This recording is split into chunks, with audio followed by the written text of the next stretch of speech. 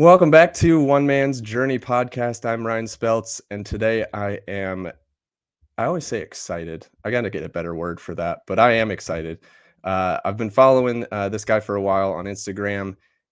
His story is fantastic. I can't wait for him to tell you about it and show you that you can come from a place that's not great and get to a place that is pretty awesome. This is Ben Albert from Real Business Connections. And I'm going to pass it off to him and let him tell his story from wherever he wants to start to wherever he wants to finish. So take it away, Ben. Ryan, brother, let's start with this moment. Thank you. I know you're gaining momentum on the podcast. I love what you're doing. I love the purpose.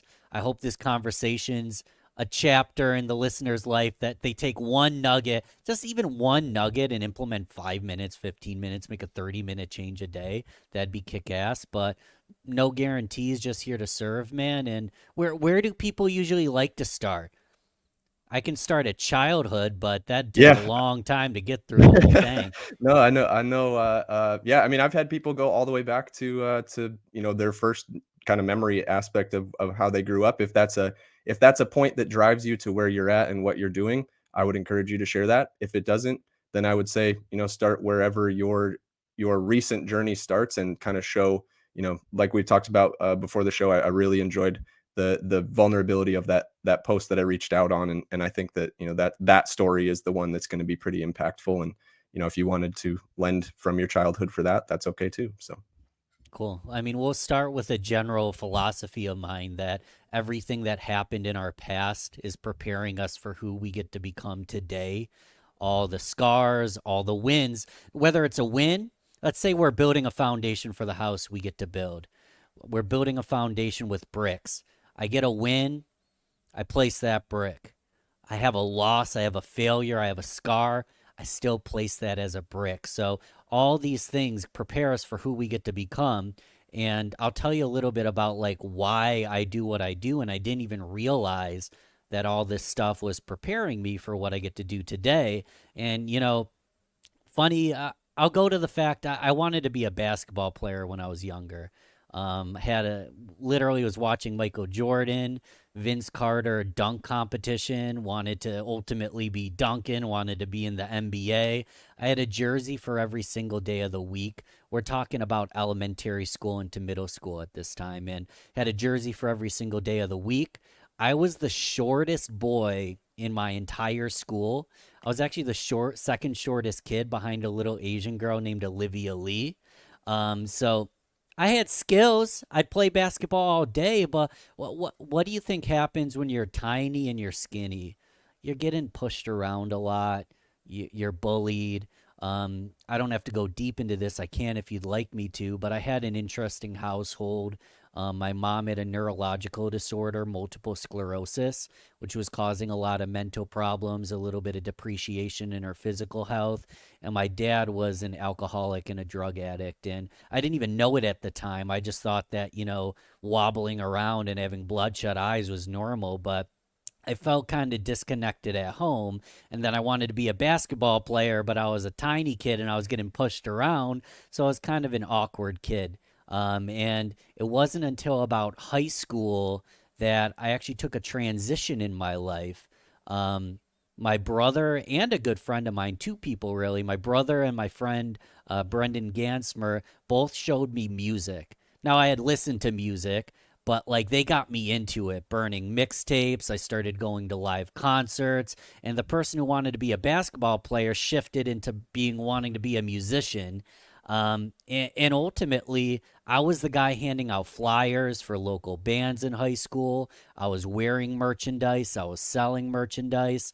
I grandfathered into booking shows and promoting shows, setting up MySpace pages. Really, quite literally, just amplifying a good thing.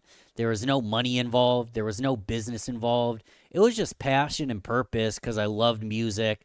And, my energy of sports just migrated into music. And I put all my attention and energy into marketing musicians. And Ryan, this was before I even knew what marketing was. It was just taking a good thing and amplifying it. And if we were to kind of kickstart, fast forward to today, that's what I do for a living. Real Business Connections and my firm, Balbert Marketing. Real Business Connections is a podcast, and it's all about getting the wisdom from the folks who have it to the folks who are looking for it. And I need wisdom. I started the podcast to learn from brilliant people and amplify what they do.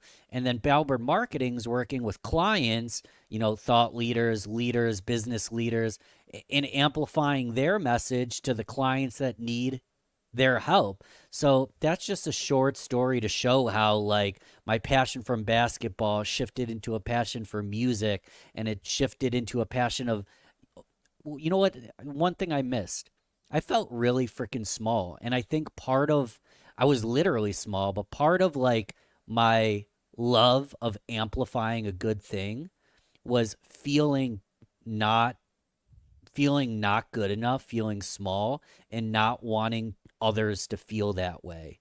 So without even knowing it, I grew a skill set for marketing and I grew a passion for amplifying others. And now I freaking do it for a living. And it blows my mind because, yeah, man, it's not like I was planning on things going this way. And we can get into it. I had a lot of nosebleeds along the way. Kind of made that sound prettier than it was, but happy to be here. Happy to be excited to do what I do. Yeah. No, I mean, I just typed it out, but take a good thing and amplify it. When you said it the first time, I'm like, that's the theme. Like that, there's your YouTube title right there. Like this is perfect, the perfect way to look at it. And it's really like that hit home for me as a new theme in my life as well. So when you're going through this, I'm just sitting here nodding, like like the feeling small, the being able to take other people and amplify what they're doing to make to make them not feel small. Um, in that way, I do want to ask you because a common theme that I've had through those same similar feelings, have you like when you feel small, are you waiting for like when you amplify that person, have you found yourself ever waiting for that person then to go, "Oh, I'm this big because of Ben." Has the ego ever taken into that account of like, I did that and he's not calling me out, so now I'm going to move on to the next person kind of thing? It's a good question. Haven't thought about this too much. I think like most people that weren't like the quote unquote popular kid when they were younger, I probably have a little bit of a need to be liked, a little bit of wanting to fit in. So yeah, I mean, I do seek validation. If I'm loving on somebody all day and they're not paying attention, that's kind of a hit to my ego, right? But I haven't really thought about that because at the end of the day, it's all I can do is show up and serve. All I can do is do my best to be a positive influence in this world. And if it's, I've learned this again, I haven't thought about this much because I feel like my mindset has changed over the years. Like back in the day, I really needed validation. I've learned that if I show up, add value, give 20x what I receive, I'm still going to receive in abundance anything I need, but to do something with the expectation of reciprocation or praise is like it's so ego driven to expect I helped Ryan. He's required to help me. I just go out, man, and if I see something I like, I amplify it, I share it, I spread the message. And I know that that creates a ripple that makes the communication in this world better. It makes people's mindset better. It makes people grow skills. But yeah, man, it's not about the acknowledgement's nice though, but it's not about the acknowledgement. It's about the impact we create. Yeah, and I think, you do a great job of representing that as well, through your content.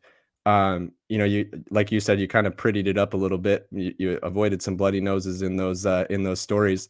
Tell me a little bit more about that post that I reached out on about, like, where you came from. Like, what like, that person that was in college that is not this Ben, right? And it's not this version of Ben, right? Because you're still the same person, just a better version. But tell me a little bit about like how that came and what at what point did you realize like it was time to change, or did you ever have that realization? You just woke up one day and you're like, oh, I already changed. It's great. Yeah, I wish it just happened in a flash. I mean, in 2020, COVID hit, literally worldwide trauma going on. Like that was complicated stuff. But during the course of just over a year, I got let go from my sales executive position. And then I started a business, my first ever official business, and replaced my sales executive income in a year. Now, that's the pretty version, but that entire year I was stressed and possibly miserable because two things were happening. I don't know why that thumbs up keeps on happening. It's kind of funny, like AI's giving thumbs up or something. I don't know if you see that, but Yeah, I do. I um, don't know where it's coming from either. I don't have it people on listening to anywhere, the so audio probably think we're crazy, but yeah. look at the Well, video. they My think I'm crazy anyway, so it's all good. Fair enough. Like I replaced my income in just over a year, but that was a long time coming. And even at that time, like I was doing well, I was doing successful in business. And I'll give you like the bare bones. Like I had a podcast I started in 2016. I was a sales exec for a marketing firm, so I understood marketing very well. I understood sales very well. And I sold a relatively high ticket product, so I didn't have to have 100 clients at, $100 a client to have a business started. Like I was able to get it moving quickly. But at the same time, I was building my business by podcasting, networking, LinkedIn, bringing on new clients, et cetera, et cetera, et cetera. Dude, I was like drinking like crazy. The pandemic was stressful. We were all stuck at home. There's a lot of uncertainty of what was going to happen next. And two things were happening simultaneously. I was hiking more than I had ever done. I was podcasting more than I had ever done. I was getting on networking calls and meeting people at a very rapid rate. I was doing all the things I was supposed to do. I was drinking water and meditating and affirmations and visualizing my future. And I was exercising and I was reading like a maniac, but I was also drinking myself to death later on in the day. So it's kind of like you start the morning off great. You have a lot of great momentum, and then you deplete all the momentum by ending the day binging on Netflix, binging on stupid crap, watching porn or junk like that, drinking. So it's like I was getting success, but I was miserable and depleted, and I was going to burn out very, very quickly. And it goes back to like I didn't really know any different. Like my dad was kind of drunk all the time. In corporate, I was in a job that I would have. I put on a mask and dude, I worked, I lived in a great place, but I can't talk today, Ryan.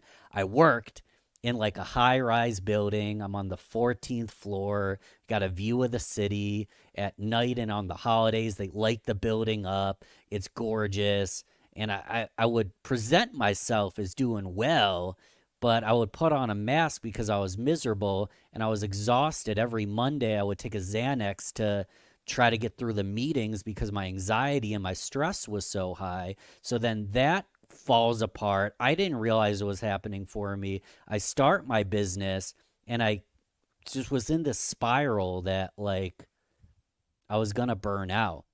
It wasn't even until I'm just looking at my calendar here. It wasn't even until about 6 months ago. And slowly I've been making changes. One of the big pivotal moments is I was doing my affirmations in the morning and I'm looking myself in the mirror and I'm saying things like, you're an open channel for creative ideas. You're good enough now and you're only getting better. You attract what you want. I'm saying these things in the mirror, but my eyes are bloodshot. I'm low energy. My physiology's crap. And I know that I'm a liar. And people talk about programming the subconscious brain with something like a visualization exercise of where you're going, an affirmation of who you are. But if your physiology is off, and if you know you're a liar because you know what your actions look like, you're never actually going to be that person to the highest extent because you're doing everything in your journey to prove to yourself that you're not that person. And people wonder how to break imposter syndrome.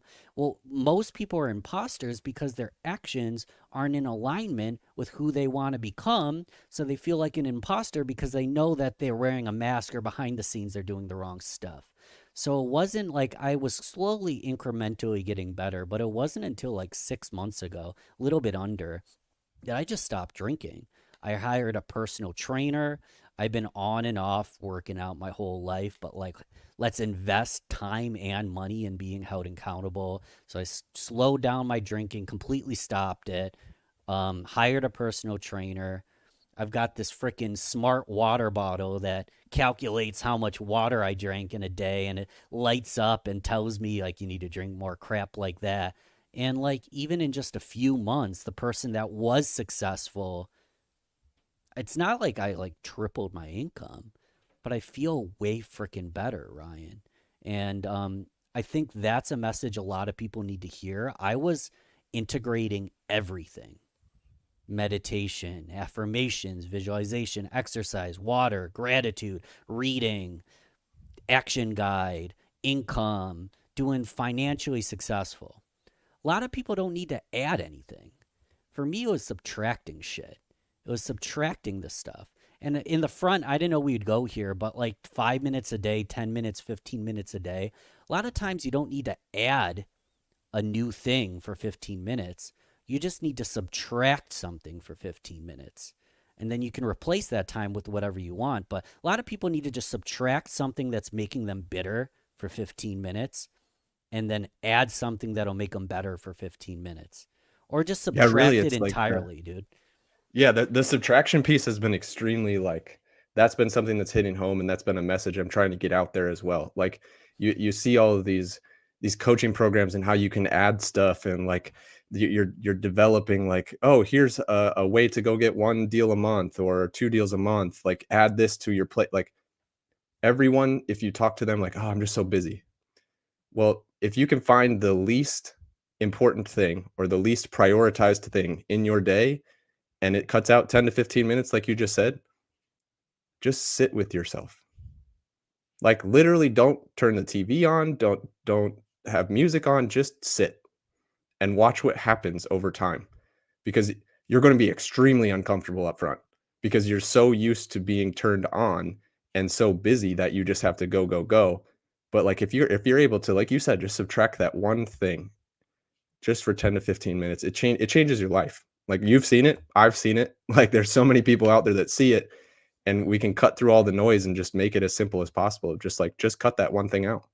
And it's addition by subtraction, and it really does change your mentality because like you were talking about with the looking at your bloodshot eyes in the mirror, you can only lie to the man in the glass for so long, right? Right. Like every time you wake up, you're with these affirmations and you're looking at yourself and you're like, this is a good thing. This is a good thing. I'm saying affirmations. I'm relearning. I'm retraining myself.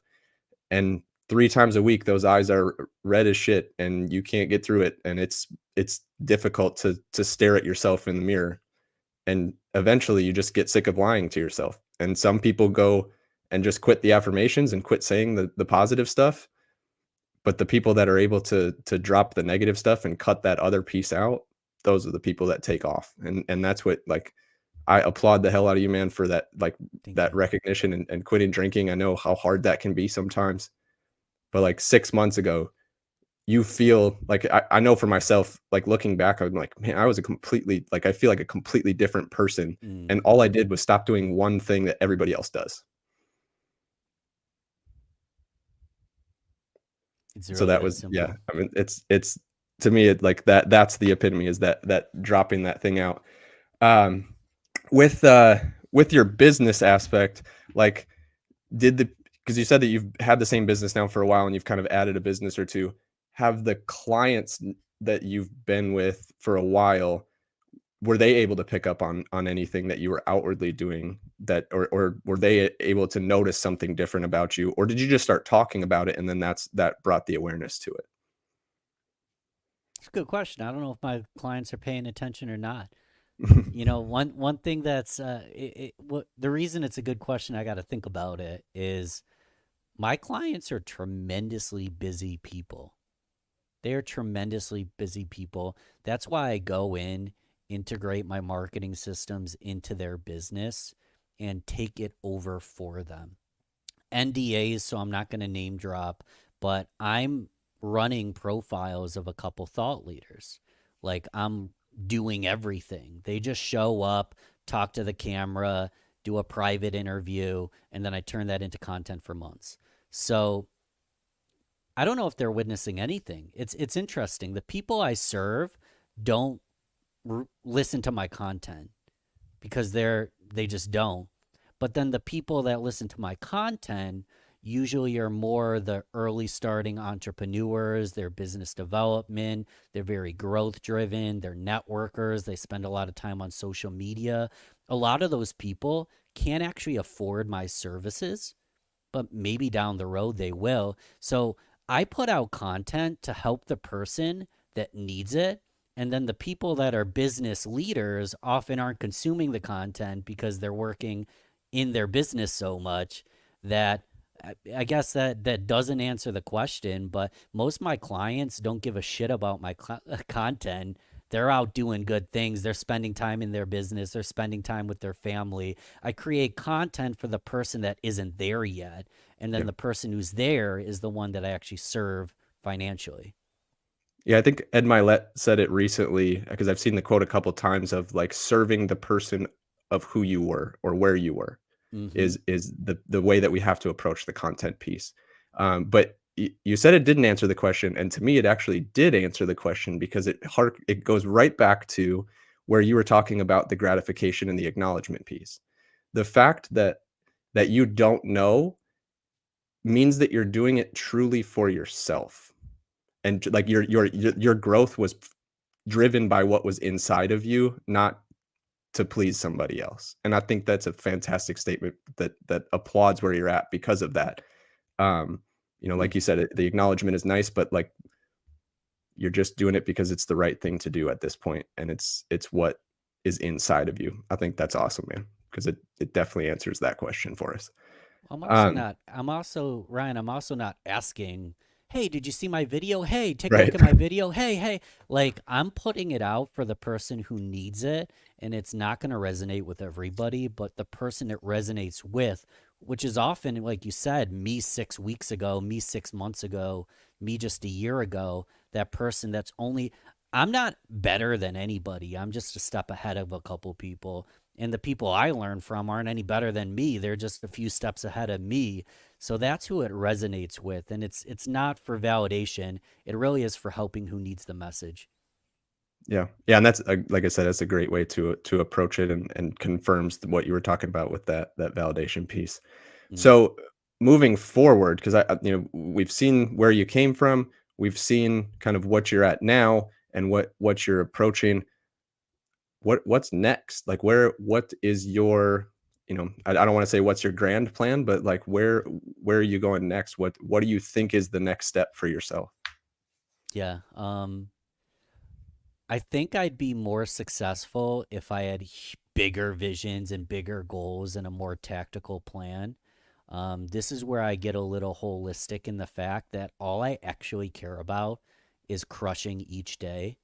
I wake up every single morning, and this is a little dark, but I wake up every single morning. Both my parents have passed away. I'm 32. Like, I have seen darkness. I don't have to go that route, but I'm blessed to be alive every morning. The probability of me even being born is ridiculous. There's a higher probability you get struck by lightning twice than being born. So the fact that I was chosen, born healthy, in my 30s, doing fantastic, every morning I'm freaking grateful. I'm freaking blessed. And I ask myself, how can I serve today? Who can I serve today? How can I show up as my best self? And my ultimate goal at the core is to get wisdom from people who have it to people who need it, so no one has to feel small. I think our biggest expense is not having the right mentors. So I spend my time getting mentored, talking to peers, collaborating, and mentoring everywhere I can. And again, this is where it's a little holistic. I know for a fact that that creates ripples. I know for a fact that creates change. But there isn't a specific measurable SMART goal that tells me if I'm successful or not. There's not a specific revenue goal. It's, can I make the most impact in the least amount of time and the least amount of energy spend is my goal. And it's really hard to quantify that. So I actually don't know where I'm going to be in a year, 5 years, 10 years, 20 years. But I know for a fact that if I keep doing what I do today, I actually won't care where I am in 5, 10, 20 years because it's going to be exactly where I'm supposed to be, and I'm going to make the impact that I can. I hope Yeah, that one of makes the things sense. that no, that makes like I'm sitting over here just like I'm gonna nod my head right off my neck, but um I think, and I not going to put a label on where you've been, but I do believe that people that have struggled with alcohol and drugs, that mentality, if they're able to get through the addiction and through the problem or the issues, that mentality of like waking up in the morning and going, today is that day or day zero, is such a huge, it's an overarching mentality of like it's one day at a time, and that can be so valuable for those of for those of that are listening that haven't been through any of those addictions, or recognized that they've been through those addictions, because I'm sure there's people listening that are active addiction and don't recognize it, and that's okay. It's part of the path. But that waking up in that day zero, like you said, of just like doing the best that you can with what you have now, and knowing that you can accomplish whatever you want to accomplish, because what you need is going to be given to you when you need it. That the divine timing has been something that's been like striking me over and Mm. over and over again recently, is like, there's things that are happening today that I wanted 3 years ago that I didn't make happen 3 years ago, because I was not the person that was ready to have those things happen. And I can see that, through what you're saying, and through your content. I think that that's a similar thing for you, is like you're recognizing, like, a year ago or a year and a half ago, you weren't ready for some of the stuff that you have right now, because you were waking up and looking yourself in the mirror with bloodshot eyes, right? Like you were just, your body wasn't there, your mentality wasn't there, and even if it was handed to you, you probably would have fucked it up. Like that's how I feel about some of the stuff in the past, right? Like 100%.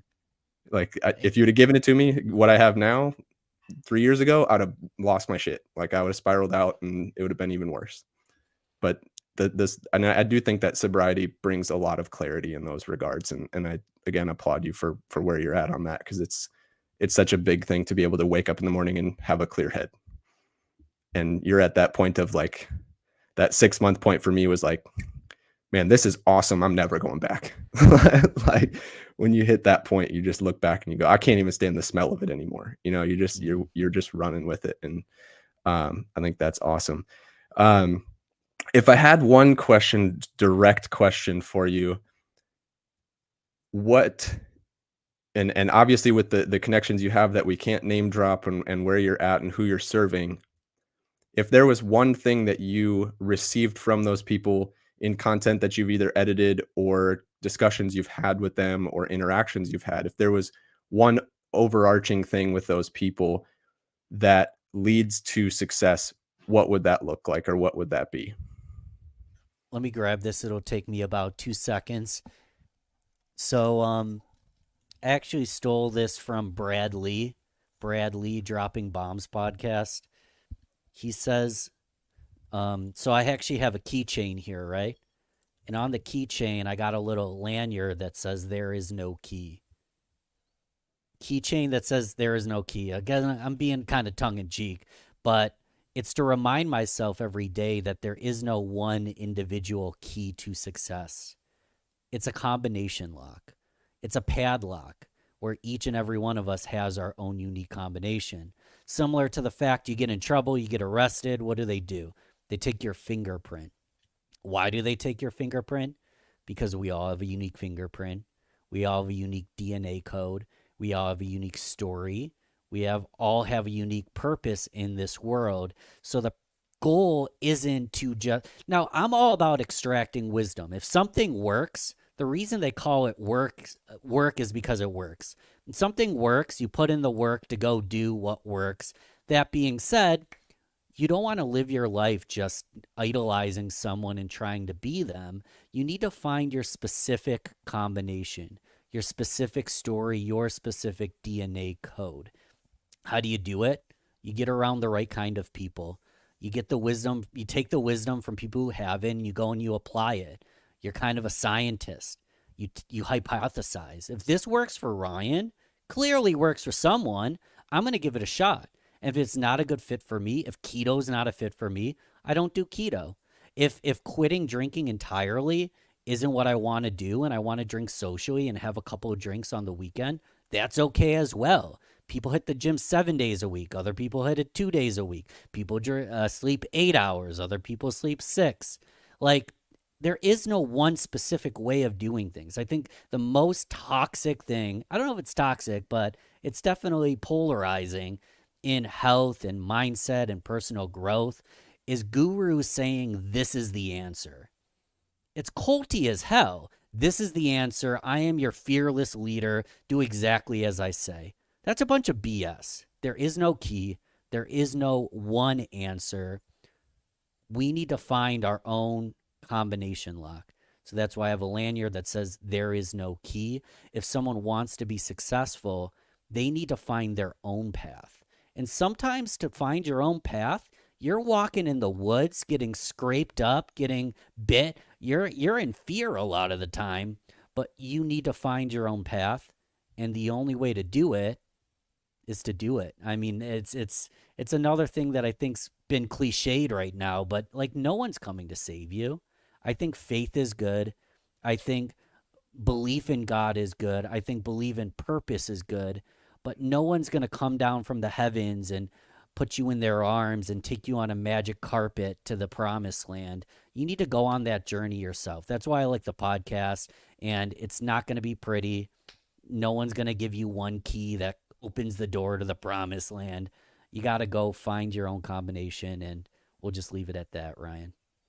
I love it, man. That's a great way to end the episode. So, Ben, I appreciate you being on here, spending your time with us and the audience, and you know, I I would love to have you back. I think, or at least interact with you again. I think you're a great dude. You've got a lot of things that are going well for you, and I think you're a great example of what can happen when, like we said, you can subtract a couple things out and really get down to what matters. I think that's awesome. So, thank you for being here.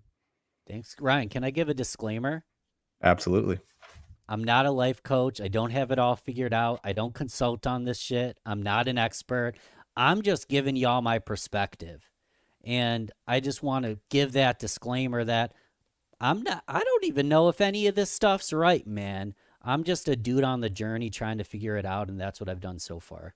Yeah, that's one of the I love the disclaimer. That's one of the things that throughout that it rings throughout everything that I try to do is like instead of instilling my opinion on someone, I say, here's what's worked for me.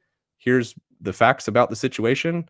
You do what you need to do with those facts. And it's Mm, probably stopped me from getting a lot of business in different directions, but I didn't want that business anyway. So we're attracting the right stuff. So Ben, awesome stuff, man. I appreciate you, and we'll definitely get you back on here and interacting again. I appreciate you. thanks, Ryan.